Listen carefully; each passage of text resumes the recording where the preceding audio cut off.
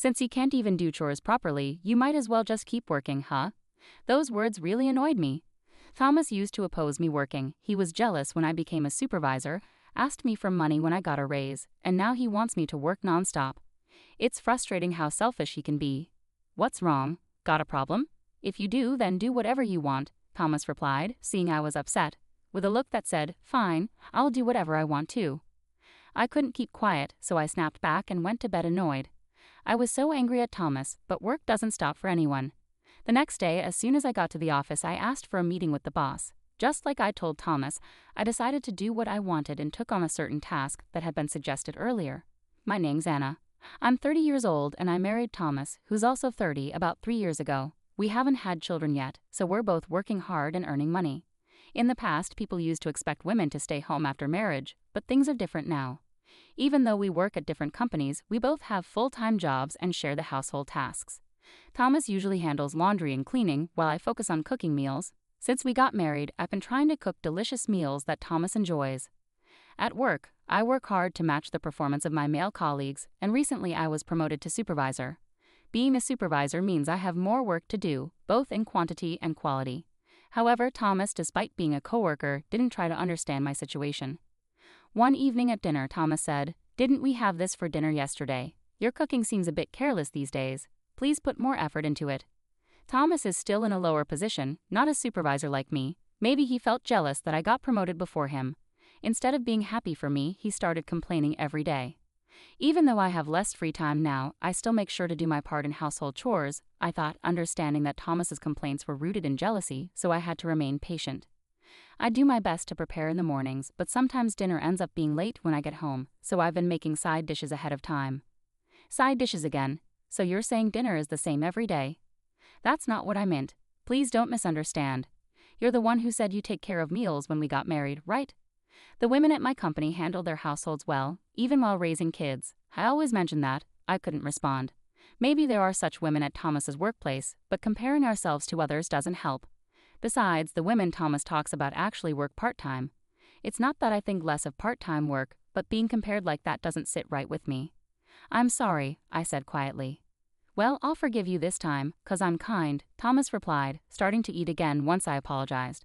I wish he'd just eat without commenting if he's going to eat anyway, but there's nothing I can do about it. When I talk about Thomas to my friends, they say it's good practice for dealing with kids. Indeed, even though we don't have children, dealing with Thomas sometimes feels like dealing with a child. I have to handle him with patience. "Oh, by the way, you did the laundry, right? Thanks for that." "Huh? Oh yeah, of course that was the agreement, you know. Without me the house wouldn't function, huh?" I held back what I wanted to say and praised Thomas. He seemed pleased with that. Indeed, Thomas does his part of the household chores as we agreed. But when it comes to laundry, he doesn't check the care labels or use a laundry bag. He just throws everything in and presses one button for wash and dry. So sometimes Thomas complains about clothes shrinking or getting worn out. If that's what counts as doing chores properly, I wonder how well I'm actually managing. But I never expressed my dissatisfaction. The one time I did, it led to a big fight. "Why didn't you quit your job and do everything yourself?" That's what I said when we got married. "I shouldn't have listened to anything you said, just like Betty told me." Thomas yelled angrily and insulted me, then stopped talking to me for about 2 weeks. Of course, during that time, he didn't do his share of the work, leaving me to handle everything on my own. I find it easier to endure some challenges than to feel completely drained, both mentally and physically. Indeed, as Thomas mentioned during our argument, he wasn't initially supportive of me working. "Betty said there's nothing good about a married woman working outside. That's why I want you to stay at home," he told me. I don't know why Thomas's sister feels that way, but I was willing to go along with it if that's what Thomas preferred. However, it soon became clear that we couldn't manage on just Thomas's salary alone. We couldn't rely solely on ideals, we needed practical solutions, so I pleaded desperately with him to let me continue working. My company is reputable and pays well. If we both worked, we could have some financial flexibility.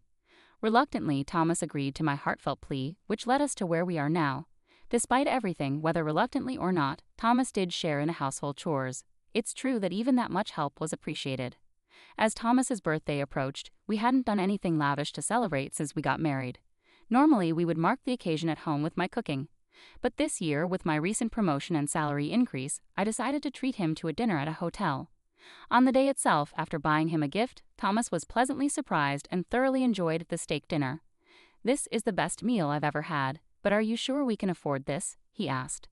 "It's your special day. I got a raise since becoming a supervisor and will budget more carefully from now on. No need to worry about the side dishes, all right?" We shared a joke and ended the day that way. Yet, I didn't notice the smug smile on Thomas's face at that moment. A few days later, Thomas asked, "Hey, you mentioned your salary went up, right? How much of a raise did you get as a supervisor?" He kept bringing it up after his birthday. Supervisor seemed like a touchy subject we both avoided, but as soon as he heard about the raise, his attitude changed quickly. "Being a supervisor is great. You've worked hard for it." He started praising me like that. At first, I was surprised by his sudden shift and just gave a small smile to downplay it. But he kept pressing about the salary. I continued to dodge the topic, but when I kept avoiding him, he sulked. "What's wrong? Feeling superior now that you're a supervisor? Maybe you look down on me, just an employee at a small company. It was just a treat for your birthday. We're not wealthy, so let's not keep talking about money." I finally snapped, and that stopped his persistence. But it was clear Thomas was fixated on my income. If I had known it would lead to this, maybe I wouldn't have become a supervisor or celebrated his birthday. There was some regret, but it wasn't all bad. Since becoming a supervisor, I've been given an important project. Even though it means more work, Thomas has been supportive. "You're a supervisor and busy with work. I'll do what I can," he said, even preparing dinner, even if it was just frozen meals. Despite his focus on money, his effort made that birthday special, perhaps. Later, when the project settled down, Thomas asked eagerly, "So you've been busy, you must be getting a special bonus, right?" I was taken aback by his question. "No, why would there be a bonus?" I replied wearily, surprised. Then Thomas erupted. "Months of overtime and no bonus. What was the point of me helping then? What a lousy company." I didn't have the energy to argue back. Is there supposed to be a deeper meaning behind a couple's cooperation? The idea of him criticizing someone's company was hard to believe. That was the moment I couldn't hold back anymore. "What I meant was, I appreciated your help, but is this what you really think?" I responded, and Thomas fired back. This led to a heated argument. "Enough, let's stop. I'm tired and going to sleep," I said, ending the conversation abruptly. After that, I couldn't bear to look at Thomas for a while. Sometime later, I had to go on a business trip.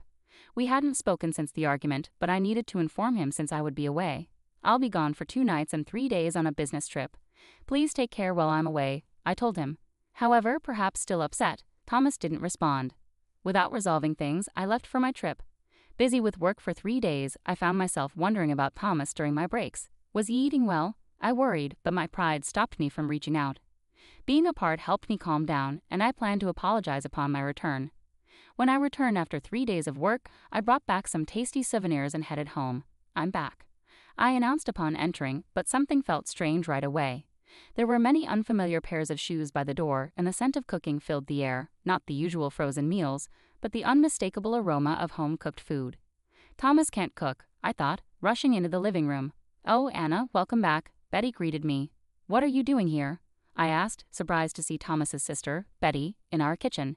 As I glanced around, I noticed Thomas's niece, Lisa, lounging on the couch as if she belonged there. It didn't seem like a casual visit. It looked like they had moved in. Even the couch seemed new, not the one we had before my trip. I stood at the living room entrance, completely bewildered by the scene unfolding before me. "Dinner will be ready soon," Betty said casually, while I continued to stare at her in disbelief. I walked over to Thomas, sitting in a chair in the living room, and asked him, "What's happening, Thomas?" "It's a big decision to live with Betty and Lisa now. The move is already done," Thomas said casually, acting like it was the most natural thing. "That's what's happening, so let's all get along," Betty added with a smile. But I couldn't find it in me to smile back. Moving their stuff in without asking, deciding to live together without discussing it first. "Hold on, you can't just decide this on your own," I protested. "What's the issue? You're always too busy with overtime to handle housework anyway. It's easier if we live together and Betty takes care of things," Thomas retorted to my objections. Betty had Lisa when she was 20 and got divorced a few years later. Since then, she's been a single mother raising Lisa, who is now 18, all on her own. I knew this, and I knew Thomas cared deeply for his older sister, Betty, but I never expected it would lead to us living together. "Come on, Anna," Betty said confidently. "Nice to meet you," Lisa murmured quietly. My head was throbbing, but I couldn't accept the situation silently.